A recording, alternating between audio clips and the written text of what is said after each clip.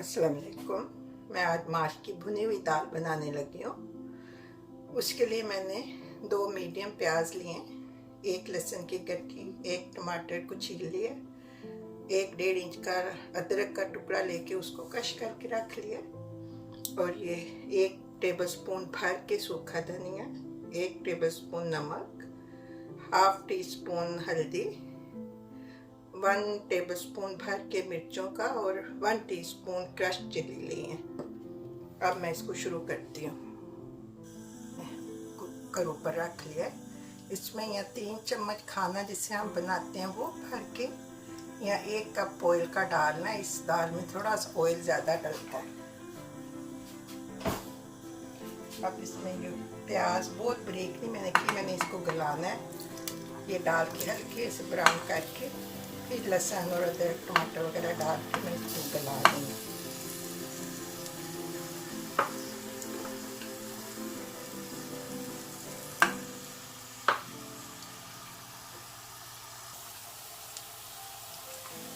बस इन प्याज़ों को बहुत ब्राउन नहीं मैंने करना, ज़रा सा बस रंग बदल गया इनका। तो अब मैं इसमें जो लहसुन अदरक और टमाटर रखा हुआ था ये डाल के, नमक मिर्च डाल के और पानी डाल के गला लूँगी।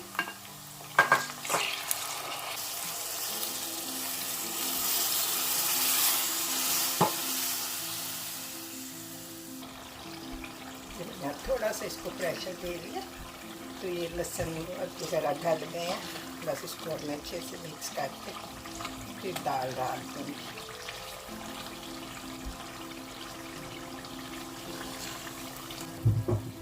ये मैं दाल बस बॉयल नहीं की, कई लोग पहले बॉयल भी कर लेते हैं कि उससे अच्छी बनती है या दाल आसानी से जाती है।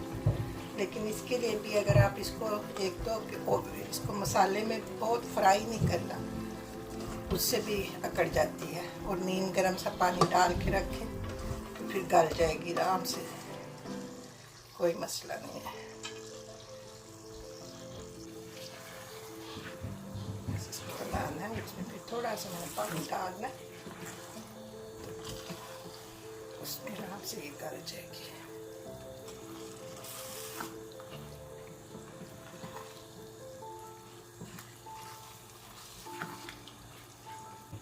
मैंने नीम गर्म पानी लिया और इसमें इतना डालना है कि दाल इसमें डिप हो जाए। बस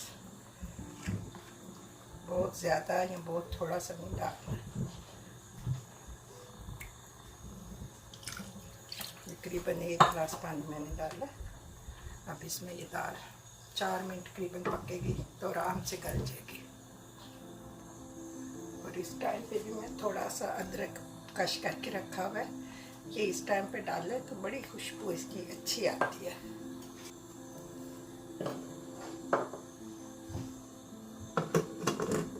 इसको 4 मिनट प्रेशर देंगे तो ये बड़ी अच्छी गल जाएगी। अब 4 मिनट हो गए, मैं खोल के देखती हूँ कि कितना पानी है और क्या दाल कितनी भी कसर है। फिर मैं इसको दोबारा अगर ज़रूरत हुई तो बंद कर दूँगी 1-2 मिनट के लिए। अगर लगे कि गल गई है और ज़रा सी कसर है तो फिर ये उसमें ढकना वापस बंद कर दें तो ये अपने उसमें ही दम हो जाती है, प्रेशर में जो इसके अंदर है। इसमें अभी ज़रा सी कसर है, इसमें नमक कम लग रहा है, मैं आधा चम्मच नमक का और डालने लगी हूँ। आप अपने मर्ज़ी से नमक और मिर्चें कम या ज़्यादा कर लें। कई लोग बहुत कम खाते हैं नमक भी और मिर्च भी, कई लोग ज़्यादा करारी खाते हैं।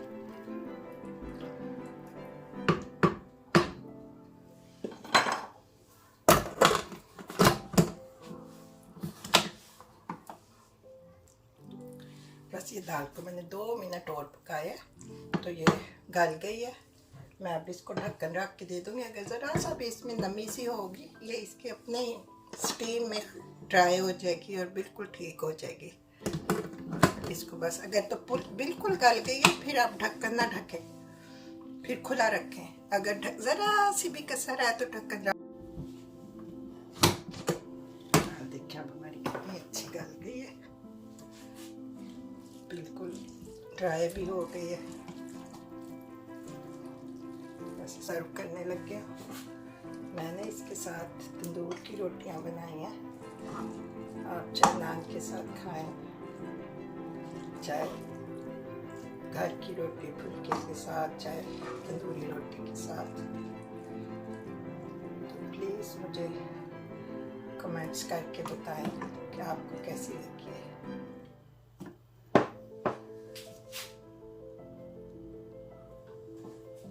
गार्निश करने लगी हूँ।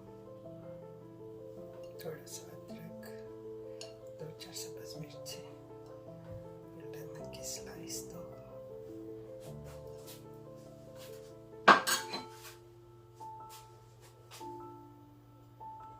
आपको अगर अच्छी लगे तो प्लीज़ लाइक एंड सब्सक्राइब करें। मेरा नया चैनल है और मुझे ज़रूर कमेंट्स करके बताएं कि आपको कैसी लग रही है मेरी रेसिपी। Thank you.